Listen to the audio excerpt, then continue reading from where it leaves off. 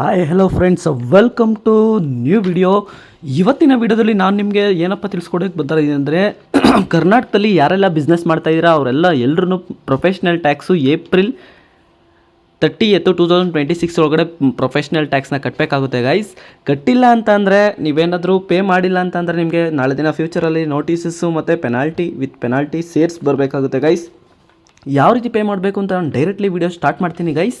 So ಈ ಒಂದು ವೆಬ್ಸೈಟ್ನ link ನಾನು ಇಲ್ಲಿ ಡಿಸ್ಕ್ರಿಪ್ಷನ್ ಬಾಕ್ಸ್ನ ಕೊಟ್ಟಿರ್ತೀನಿ. ನೀವು ಓಪನ್ ಮಾಡಿದ ತಕ್ಷಣ ನ್ಯೂ ಎನ್ರೋಲ್ಮೆಂಟ್ ಅಂತ ಅಲ್ಲಿ ಬರುತ್ತೆ.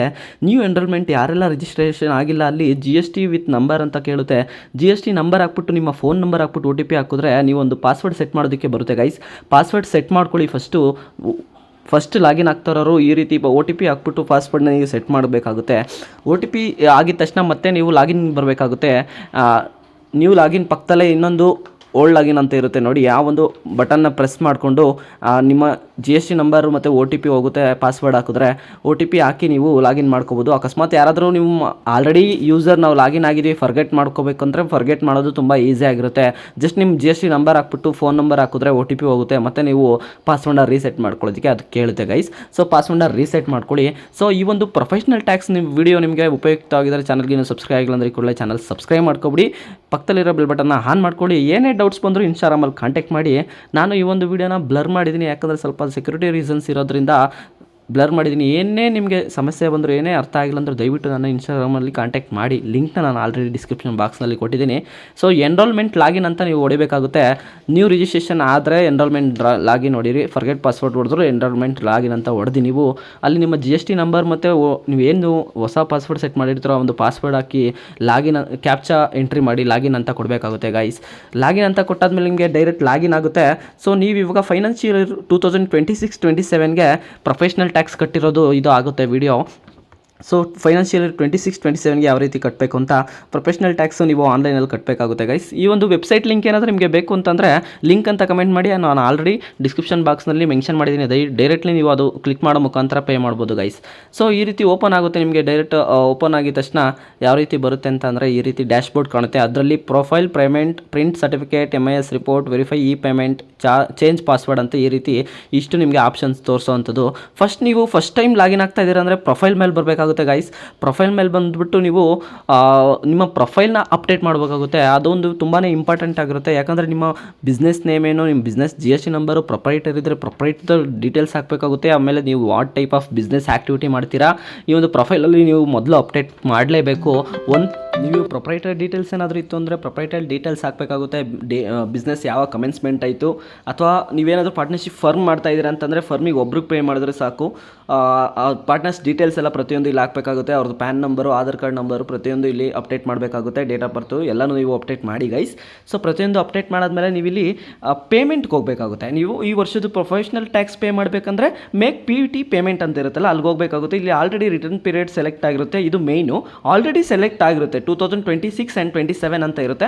ಸಬ್ಮಿಟ್ ಅಂತ ಕೊಡಬೇಕಾಗುತ್ತೆ ಗೈಸ್. ಸಪೋಸ್ ನೀವು ಲಾಸ್ಟ್ ಇಯರ್ ಪೇ ಮಾಡಿಲ್ಲ, ಏನಾದರೂ ನಿಮ್ಗೆ ನೋಟಿಸ್ ಬಂದಿದೆಯಾ, ನೋಟಿಸ್ ಇಶ್ಯೂ ಇತ್ತು ಅಂದರೆ ನನಗೆ ಕಾಂಟ್ಯಾಕ್ಟ್ ಮಾಡಿ, ನಾನು ನಿಮಗೆ ಕ್ಲಿಯರ್ ಮಾಡಿಕೊಡ್ತೀನಿ ಗೈಸ್. ಸೊ ಇಲ್ಲಿ ನೋಡಿ ಡಿಮ್ಯಾಂಡ್ ಅಂತ ಇರುತ್ತೆ. ಅಲ್ಲಿ 2500 ಅಂತ ನೀವು ಹಾಕ್ಬಿಟ್ಟು ಡಿಮ್ಯಾಂಡ್ ಆ್ಯಂಡ್ PT ಕಾಸ್ ಸೆಲೆಕ್ಟೆಡ್ ಅಂತ ಇರುತ್ತಲ್ಲ ಗೈಸ್, ಅಲ್ಲಿ ಮ್ಯಾಗಡೆ ರಿಟರ್ನ್ ಪೀರಿಯಡ್ ಸೆಲೆಕ್ಟ್ ಆಗಿರುತ್ತೆ. 2500 ಅಷ್ಟೇ ಹಾಕಾದ್ಮೇಲೆ ನೀವು ಎಂಟರ್ ಕೊಟ್ಟರೆ ಟೋಟಲ್ PT ಪೇಮೆಂಟ್ ಬರುತ್ತೆ. ಮೇಕ್ ಇ ಪೇಮೆಂಟ್ ಅಂತ ಹೊಡೆದ್ರೆ ಡೈರೆಕ್ಟ್ ನಿಮಗೆ ಈ ರೀತಿ ಈ ವೆಬ್ಸೈಟ್ಗೆ ಕರ್ಕೊಂಡು ಹೋಗುತ್ತೆ ಗೈಸ್, ಪೇಮೆಂಟ್ ಆಪ್ಷನ್ಗೆ. ಸೊ ಇಲ್ಲಿ ನೀವು ಪೇಮೆಂಟ್ ಆಪ್ಷನ್ನ ಸೆಲೆಕ್ಟ್ ಮಾಡ್ಕೋಬೇಕು. ಸೊ UPI ಅಂತ ಸೆಲೆಕ್ಟ್ ಮಾಡ್ಕೊಳ್ಳಿ, ಅಥವಾ ನೆಟ್ ಬ್ಯಾಂಕಿಂಗ್ ಇರೋರು ನೆಟ್ ಬ್ಯಾಂಕಿಂಗ್ ಅಂತಲೇ ಸೆಲೆಕ್ಟ್ ಮಾಡ್ಕೊಳ್ಳಿ. ಸಪೋಸ್ ನೀವಿಲ್ಲ ಫೋನ್ಪೇ, ಗೂಗಲ್ ಪೇ ಅಥವಾ ಸ್ಕ್ಯಾನರ್ ಮುಖಾಂತರ ಮಾಡ್ತೀವಿ ಅನ್ನೋರು UPI ಅಂತ ಸೆಲೆಕ್ಟ್ ಮಾಡಿಕೊಂಡು ಅಲ್ಲಿ 2 ಬ್ಯಾಂಕ್ ಅಲ್ಲಿ ಕೇಳುತ್ತೆ. ಯಾವುದಾನೋ ಒಂದು ಬ್ಯಾಂಕ್ ನೀವು ಸೆಲೆಕ್ಟ್ ಮಾಡಿಕೊಂಡು ಕ್ಯಾಪ್ಚಾ ಎಂಟ್ರಿ ಮಾಡಿ ಎರಡಕ್ಕೂ ಇಲ್ಲಿ ನೀವು ಟಿಕ್ ಮಾರ್ಕ್ ಮಾಡಿ ಸಬ್ಮಿಟ್ ಅಂತ ಕೊಟ್ಟರೆ ಸಲ್ಲಿಸು ಅಂತ ಇದೆಯಲ್ಲ ಆ ಒಂದು ಬಟನ್ ಮೇಲೆ ನೀವು ಕ್ಲಿಕ್ ಮಾಡಿದ್ರೆ ಡೈರೆಕ್ಟ್ ಅದು ಪೇಮೆಂಟ್ ಆಪ್ಷನ್ಸ್ಗೆ ಕರ್ಕೊಂಡು ಹೋಗುತ್ತೆ ವೆಬ್ಸೈಟ್ಗೆ. ಸೊ ಅಲ್ಲಿ ನೀವು ಏನು ಮಾಡಬೇಕಂತಂದರೆ ನೋಡಿ, ನೀವು ಇಲ್ಲಿ ಡೆಬಿಟ್ ಕಾರ್ಡು, ಕ್ರೆಡಿಟ್ ಕಾರ್ಡ್ ಮುಖಾಂತರ ನೀವು ಇಲ್ಲಿ ಪೇಮೆಂಟ್ ಮಾಡ್ಬೋದು. ಅಥವಾ ಇಲ್ಲಿ ಆಪ್ಷನ್ಸ್ ತೋರಿಸೋದು ನೋಡಿ ಬ್ಯಾಂಕಿಂಗ್, ಕಾರ್ಪೊರೇಟ್, ಕ್ರೆಡಿಟ್ ಕಾರ್ಡ್ಸ್ ಅಥವಾ UPI ಅಂತ. UPI ಮೇಲೆ ಕ್ಲಿಕ್ ಮಾಡಿ ಗೈಸ್. UPI ಕ್ಲಿಕ್ ಮಾಡಿ ನಿಮಗೆ UPI ಕ್ಲಿಕ್ ಮಾಡಿದ ತಕ್ಷಣ ನಿಮಗೆ ಸ್ಕ್ಯಾನರ್ ಬರುತ್ತೆ. ಅಥವಾ ಡೈರೆಕ್ಟ್ ನೀವು ಪೇ ಮಾಡಿದ್ರೆ ಡೈರೆಕ್ಟು ಪೇ ಮಾಡ್ಬೋದು. ನಿಮ್ಮ ಒಂದು UPI ID ಬರುತ್ತಲ್ಲ, ID ಅಕೌಂಟ್ ಮುಖಾಂತರ ನೀವು ಮಾಡ್ಬೋದು. ನಾನಿಲ್ಲಿ ನೋಡಿ UPI QR ಅಂತ ಬರುತ್ತೆ. ಪೇ ನಾವು ಅಂತ ಪಕ್ಕದಲ್ಲಿ 2500 ಕಾಣ್ತಾ ಇದೆಯಲ್ವಾ. ಸೊ ಈ ಒಂದು ಸ್ಕ್ಯಾನರ್ನ ನೀವು ಜಸ್ಟ್ ಸ್ಕ್ಯಾನ್ ಮಾಡಿ ನೀವು ಪೇ ಮಾಡೋ ಗಂಟ ಯಾವುದೇ ರೀತಿ ನೀವು ಇಲ್ಲಿ ಏನು ಟಚ್ ಮಾಡೋಕ್ಕೆ ಹೋಗಬೇಡಿ. ಹಂಗೆ ಇರಲಿ ಟ್ಯಾಬು, ಈ ಒಂದು ವೆಬ್ಸೈಟ್ ಅದೇ ರೀತಿ ಇರಲಿ. ಒನ್ಸ್ ನೀವು ಪೇಮೆಂಟ್ ಕಂಪ್ಲೀಟ್ ಮಾಡಿದ ತಕ್ಷಣ ಫೋನ್ಪೇಲಿ ಹೋಗಿ ಸ್ಕ್ಯಾನರ್ ಮಾಡಿದ ತಕ್ಷಣ ಸೊ ನಿಮಗೆ ಅದೇ ಆಟೋಮೆಟಿಕಲಿ ವಾಪಸ್ ಹೋಗಿ ಈ ಥರ ಪೇಮೆಂಟ್ ಕಂಪ್ಲೀಟೆಡ್ ಅಂತ ಬರುತ್ತೆ ಗೈಸ್.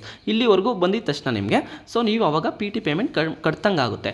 ಸೊ ಕಟ್ಟಿದ ತಕ್ಷಣ ನೀವು ಮತ್ತೆ ಪ್ರೊಫೈಲ್ ಬಂದು ವಾಪಸ್ ಡ್ಯಾಶ್ ಬೋರ್ಡ್ ಬಂದು ನೀವು ಇಲ್ಲಿ ವೆರಿಫೈ ಇ ಪೇಮೆಂಟ್ ಅಂತ ಮಾಡಬೇಕಾಗುತ್ತೆ. ಕೆಲವರಿಗೆ ಆಟೋಮೆಟಿಕ್ಲಿ ಆಗಿಬಿಟ್ಟಿರುತ್ತೆ, ಕೆಲವರಿಗೆ ವೆರಿಫೈ ಆಗೋದಿರಲ್ಲ. ಒನ್ಸ್ ನೀವು ವೆರಿಫೈ ಇ ಪೇಮೆಂಟ್ ಹತ್ರ ಬಂದು ಚೆಕ್ ಮಾಡಿಕೊಂಡು ಆಗಿದ್ದರೆ ನೋಡಿ, ಇಲ್ಲಿ ಯಾವುದೇ ರೀತಿ ಕಾಣ್ತಾ ಇಲ್ಲ ಅಲ್ವಾ, ಆ ಒಂದು ಡೇಟಿಗೆ ಯಾವುದೇ ಪೇಮೆಂಟ್ ಕಾಣಿಲ್ಲ ಅಂದರೆ ನಿಮ್ಮದು ವೆರಿಫೈ ಆಗಿರುತ್ತೆ ಅಂತ.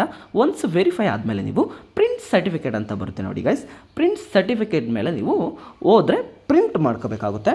ಒಂದು ಬಂದು ನಿಮಗೆ ಅಲ್ಲಿ 2 ಥರ ಪ್ರಿಂಟ್ ಕಾಣುತ್ತೆ, 2 ಥರ ಸರ್ಟಿಫಿಕೇಟ್ ಇರುತ್ತೆ. ಫಾರ್ಮ್ 4 ಮತ್ತು ಫಾರ್ಮ್ 4A ಅಂತ ಬರುತ್ತೆ. ಫಾರ್ಮ್ 4 ಬಂದು ನೀವು ಪಿ ಟಿ ಎನ್ರೋಲ್ಮೆಂಟ್ ಸರ್ಟಿಫಿಕೇಟ್, ಅದೇ ಮೇಯ್ನಾಗಿ ಪ್ರತಿಯೊಬ್ಬರು ನೀವು ಬಿಸ್ನೆಸ್ಸಲ್ಲಿ ಏನೋ ಮೇಂಟೈನ್ ಮಾಡಬೇಕಾಗಿರೋದು. ಫಾರ್ಮ್ 4A ಬಂದು ನೀವು ಪೇಮೆಂಟ್ ಕ್ಲಾರಿಫಿಕೇಷನ್ಸ್ ರೆಸಿಪ್ಟ್, ಅಂದರೆ ನೀವು ಪೇ ಮಾಡಿರ್ತಿರಲ್ಲ 2,500ಕ್ಕೆ, ಅದಕ್ಕೆ ಪ್ರೂಫ್ ಏನಂದರೆ ಫಾರ್ಮ್ 4A. ಸೊ ಫಾರ್ಮ್ 4 ಬಂದ್ಬಿಟ್ಟು ಪಿ ಟಿ ನಾವು ಕಟ್ಟಿದ್ದೀವಿ ಅಂತ ಅಂದ್ಬಿಟ್ಟು ಹೇಳೋದಕ್ಕೆ ಸರ್ಟಿಫಿಕೇಟ್ ಆಗಿರುತ್ತೆ. ಓಕೆನಾ ಗೈಸ್, ಇದಿಷ್ಟು ಅರ್ಥ ಆಗಿದೆ ಅಂತ ಅಂದ್ಕೊತೀನಿ. ಅರ್ಥ ಆಗಿದರೆ ಚಾನಲ್ಗೆ ಇನ್ನೂ ಸಬ್ಸ್ಕ್ರೈಬ್ ಆಗಿಲ್ಲ ಅಂದರೆ ಈ ಕೂಡಲೇ ಚಾನಲ್ ಸಬ್ಸ್ಕ್ರೈಬ್ ಮಾಡ್ಕೊಳ್ಳಿ.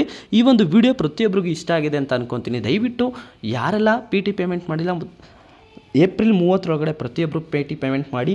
ಇಲ್ಲ ಅಂದರೆ ಗೈಸ್ ನಿಮಗೆ ಪೆನಾಲ್ಟಿ 10ರಿಂದ 50% ಬರ್ಬೋದು, ಮತ್ತು ಇಂಟ್ರೆಸ್ಟ್ ಬಂದು 1.2% ಇಂಟ್ರೆಸ್ಟ್ ಆಗ್ತಾರೆ ಗೈಸ್. ಸೊ ಸುಮ್ಮನೆ ನಾಳೆ ದಿನ ಬಿಸ್ನೆಸ್ ಇಟ್ಕೊಂಡಿರೋರೆಲ್ಲ ನಾಳೆ ದಿನ ಪ್ರಾಬ್ಲಮ್ ಆಗುತ್ತೆ ಅಂತ ಹೇಳ್ತಾ ಈ ವಿಡಿಯೋನ ಇಲ್ಲಿಗೆ ಎಂಡ್ ಮಾಡ್ತಾ ಇದ್ದೀನಿ ಗೈಸ್. ಏನೇ ಡೌಟ್ ಬಂದರೂ ನನ್ನ ಇನ್ಸ್ಟಾಗ್ರಾಮ್ ಲಿಂಕ್ ಕಾಂಟ್ಯಾಕ್ಟ್ ಮಾಡಿ ಗೈಸ್, ಡಿಸ್ಕ್ರಿಪ್ಷನಲ್ಲಿದೆ. Thank you.